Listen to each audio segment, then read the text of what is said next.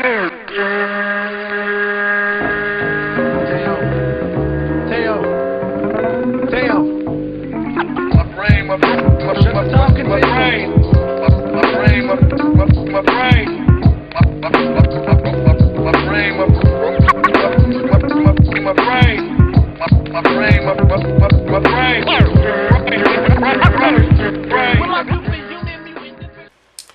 up, bitches? It's the MisanthropikOne, aka He Who Hungers, and I'm back up in this bitch for another rant/review.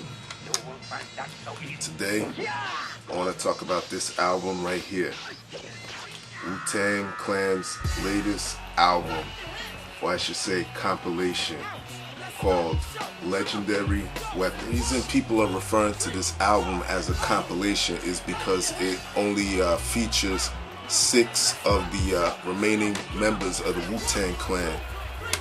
Rest in peace, old dirty bastard.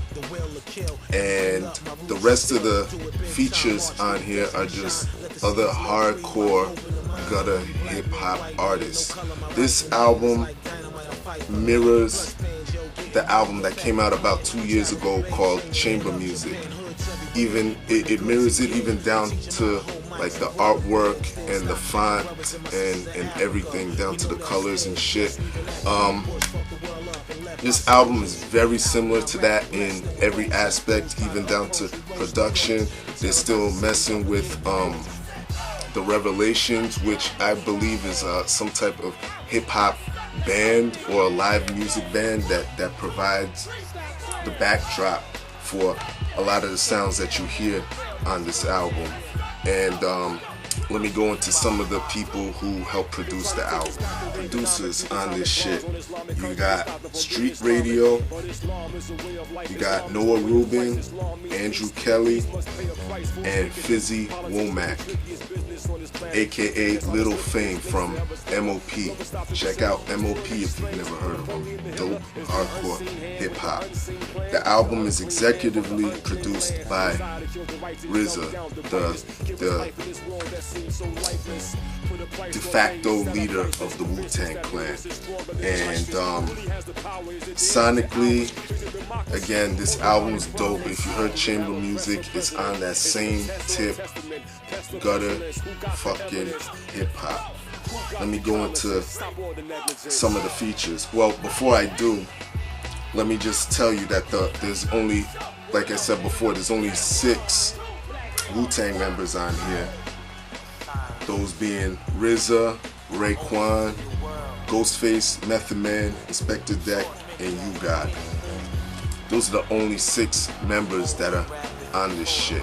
The thing about the features on this album, some of them you might know outside of the whole Wu-Tang universe, and some of them you know because of the Wu-Tang universe, because they're Wu affiliates. They've been riding with the Wu for years now. And let me go into the features. You'll know who they are, or you should know who they are if you're into the Wu-Tang Clan. Or even if you don't listen to Wu-Tang Clan, you'll know the other ones. You got Sean Price, aka Ruck from Helter Skelter. Dope 90s hardcore rap group. Check them out. You have Trife Diesel, you got Capadonna, Rock Marciano, who I reviewed his album, Marshburg. Pick up Marshburg. That album is sick as fuck. Check out the review I did for it. Props to Rock Marciano. You got Killer Sin. You have the legendary AZ. Can't wait for Do or Die 2. Cannot wait for Do or Die 2. You have M.O.P.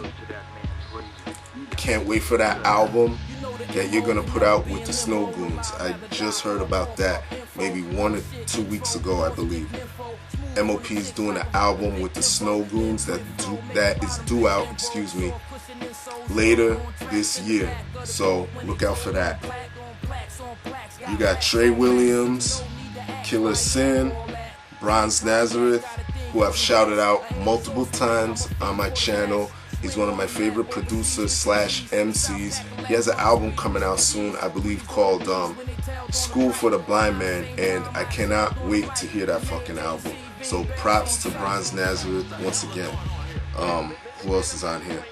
You got Action Bronson, who is an MC from, I believe, Queens, and I've had my eye on him as of late. And you know what? I'm not really gonna go into him too much because I want to save my information on him for a future rant. I'll just say this, that his style and his sound, he sounds similar to Ghostface.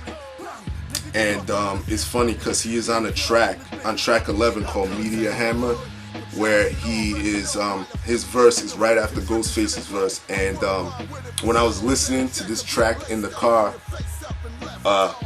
my dude was like, "Is that Ghostface?"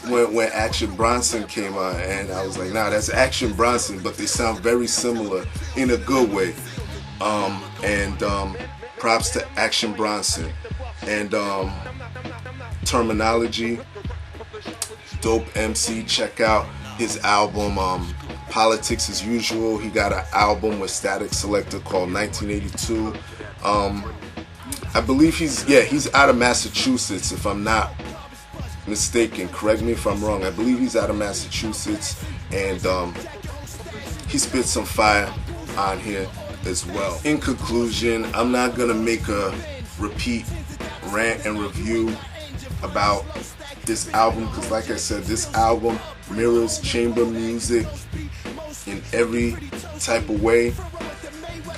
And you know how I feel. If it ain't broke, don't fucking fix it. And the Wu-Tang Clan, like I've said before in my current Wu-Tang related rants and reviews, you know, they've had a fire lit up under their ass thanks to my man Chef Raekwon, and they've been putting out just consistent heat.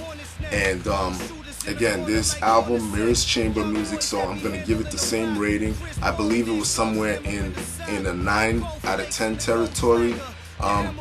It satiates my hunger for fucking dope ass hip hop. It does in every fucking type of way.